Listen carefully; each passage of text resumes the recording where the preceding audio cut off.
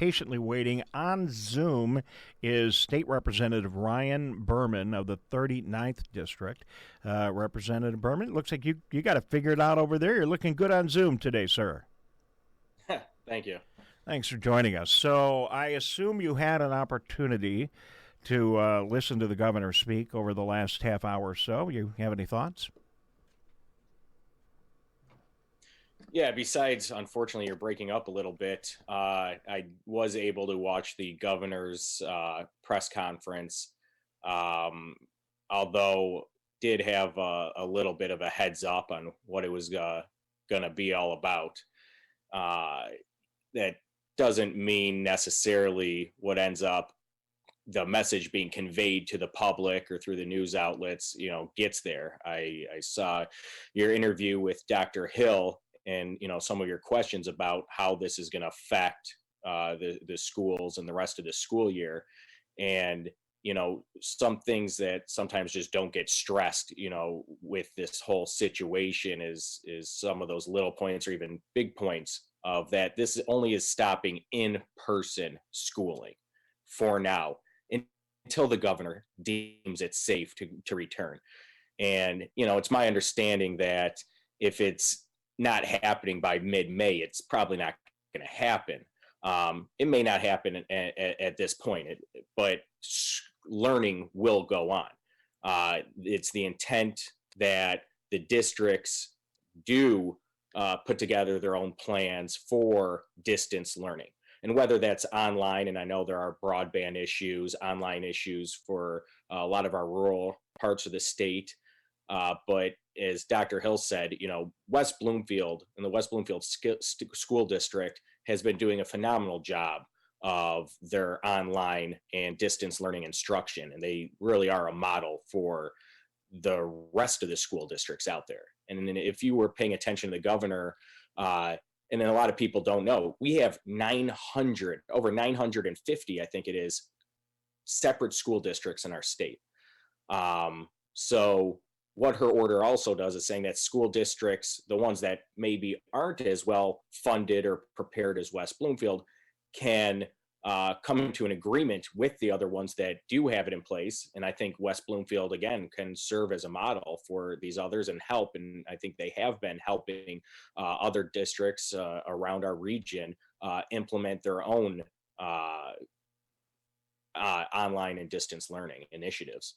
Do you see then a situation where, and we're talking to all of our superintendents, and Dr. Hill is with us today, but I mean, we're going to talk to Jim Schwartz tomorrow in Avondale. We've been talking to Ken Gutman. We've been talking to Pat Watson.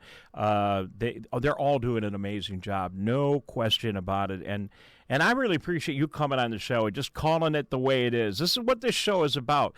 Where, there's no politics here. We need to know, the public needs to know the straight deal. We need to understand what's going on, and it's easy when we get together in a smaller community environment like this to be able to hash it all out and figure it out. But it sounds to me, Representative Berman, that you're thinking that maybe some of our school districts need to partner a little bit, help each other out. So if we have an affluent district, and then we have another district that is not as affluent, does not have all the same resources.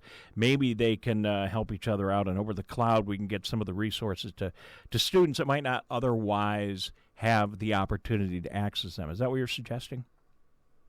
No, absolutely. And it's not just about the discrepancy of funding between districts. It's also the forward-thinking or technology-driven districts. Some are, and maybe it was through institutional or philosophy of whether their districts wanted to adopt these measures or were technology or forward-thinking. I know here in the in my districts, besides West Bloomfield, Walled Lake, and you mentioned Superintendent Gutman, they've been doing a phenomenal job. And ever since back in the day when I was in Walled Lake schools, we had first ones to have Apple computers, and keeping up with that technology and keeping up with the curve. They've always been ahead of the curve, and Walled Lake is doing a phenomenal job. My daughters are in middle school now in the district, and they're on different platforms in Google Classrooms, and every day they are in a routine, and they're getting up and they have to turn in their assignments, do their stuff. So they're working.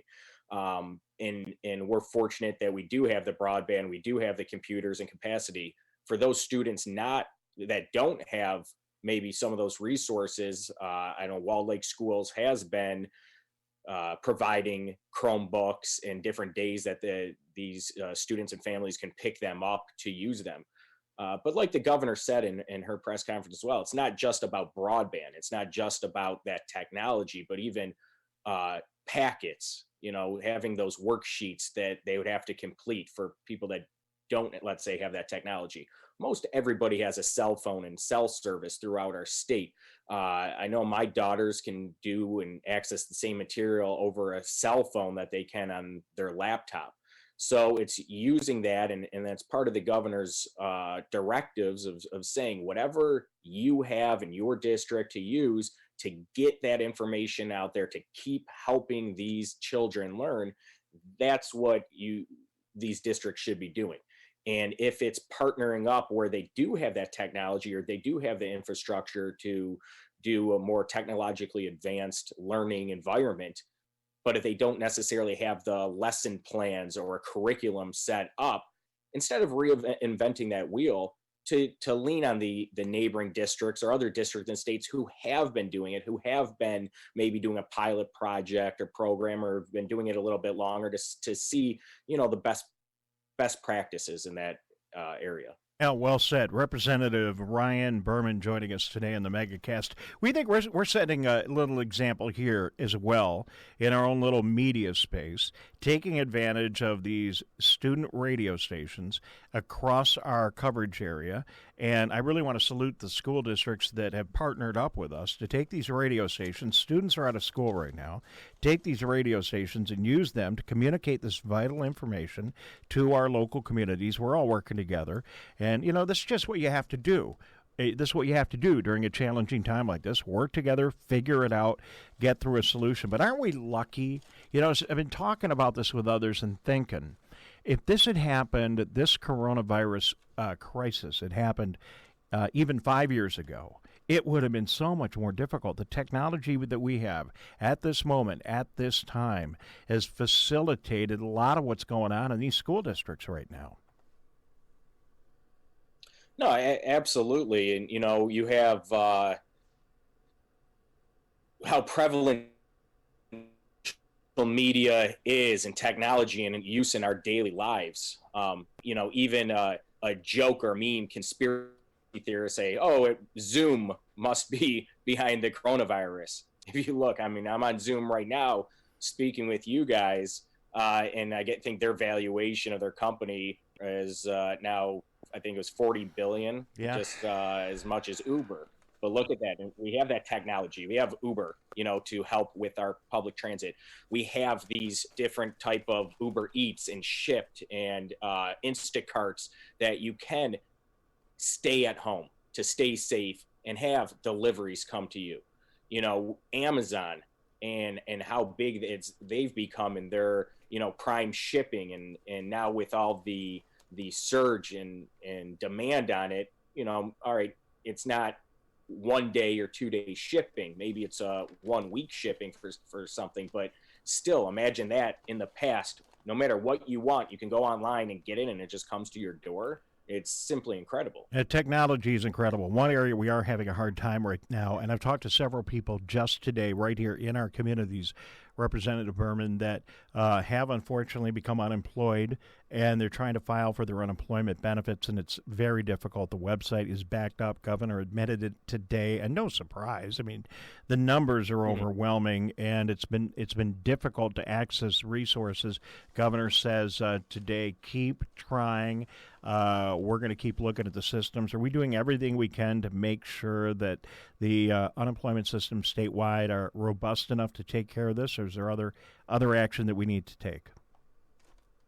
I'm not so sure. That's not in my area and her executive departments and what their typical bandwidth is. I just know that, with everybody staying at home or not being at work and having more bandwidth, even the children from school, and whether it's streaming classes, streaming the Zoom video, streaming Netflix, there's going to be a more demand on our system and on the infrastructure. And luckily, a lot of companies and Comcast, AT&T, Verizon, and they've been expanding and whatever they're doing on their back end to help with the more demand on the infrastructure.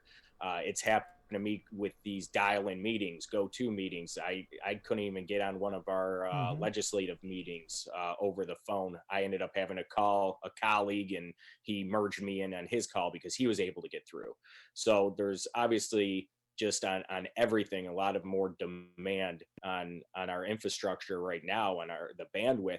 But that doesn't mean that you won't be able to get through or eventually being able to get in. I know I saw an update with the unemployment system saying try to call it or get on there between 8 p.m. and 8 a.m. That's the downtime. Yeah, no, that's a good idea, and I've done the same thing on some of the federal sites lately. By the way, listen, for the most part, it's working. We do everything over the internet. We've been doing all of our interviews. Yeah, they break up a little bit, but we can see you great. We've got 99.9% of everything you're saying, and we're dealing with it. I salute the infrastructure providers that we have here, and no one expected all of us to be home 24/7, so they're doing a pretty good job. Representative Berman, we got to scoot along. Any final thoughts? Anything that you have that you think might be particularly helpful for our local people in and surrounding your district, especially anything they may not be aware of?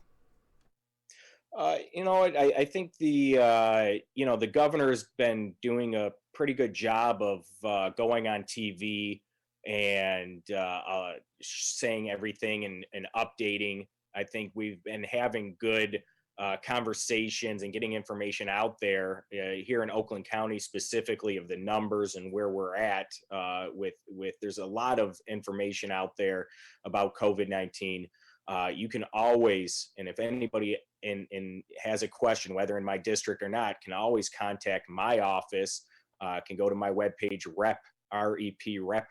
represberman.com, and you can email Ryan Berman at house.mi.gov or call my office at 517-373-1799. Yeah, we're here to help and do what we can. I thank you, and I'm sure your colleagues all across the state of Michigan, and the representatives who service the neighboring communities that are also listening today. Very similar situation. When I've had trouble in the past and I needed to get some help with something going on in the state, first thing I do, I call my state representative, and I've always been impressed. We appreciate when you come by the TV studios and interact with us, and I've always been impressed with the follow-up. So thank you very much. Thanks for being with us. We'll keep in touch. You healthy? Yeah. Everyone in your family doing okay? Everybody's doing great. Okay. So thank you, and thanks for having me. All right. Very good. Thank you, sir. You too, State Representative Berman, Ryan Berman, joining us here on the Megacast today.